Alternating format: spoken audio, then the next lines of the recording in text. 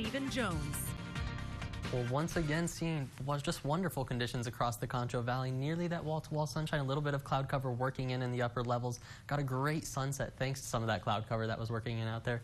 And after the sun went down, of course, the temperatures started dropping pretty rapidly out there. Into the 10 p.m. hour, already working through the 60s, 62 here in San Angelo. Off to the east, a little bit warmer, 65 for both Brady and Eden there. 50s off to the southwest for Ozona going into El Dorado. And 56 going to be that cool spot right now coming in for Junction. So about a 9-degree spread across the entire region. And whenever we're looking at those moisture values, they're a little bit more uniform as opposed to the temperatures from about 53 or so in Junction and here in San Angelo as well. The top spot's going to be Robert Lee with the most moisture, 55-degree dew point. But like I said, it's a little more uniform, only about a 6 to 7-degree spread for those dew points. Humidity indices coming in pretty high right now in the 70s, and those are going to be on the rise as overnight lows are approaching those 50s. It's going to be feeling a little bit mild and muggy like we were talking about going into the overnight hours. But upper level patterns really watching this trough digging into the central United States. This one's going to bring a nice cold front our way going into tomorrow, keeping your Monday nice and cool, but Tuesday into Wednesday looks to warm it back up. Before, look at this going into that Thanksgiving Day time frame. Look how deep this trough pushes right overhead to the right overhead for the Concho Valley. That cold front that pushes through that with that time frame is going to be much stronger going from Wednesday to Thursday, from about those 80s down into those 50s, so a pretty noticeable difference there.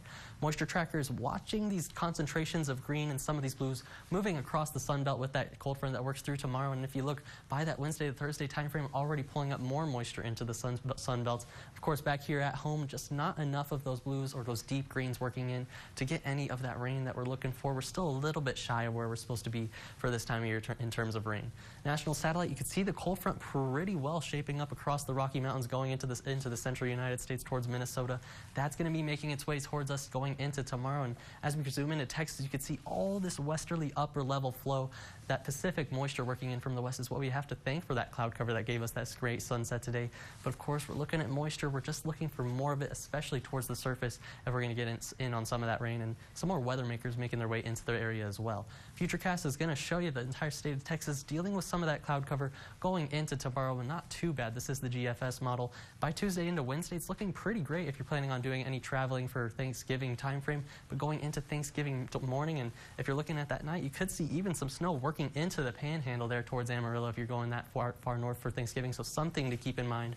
But as far as travel conditions for the rest of the state, looking pretty great as we're going into the week ahead. Really with the temperatures, that's going to be the main story as far as the weather goes.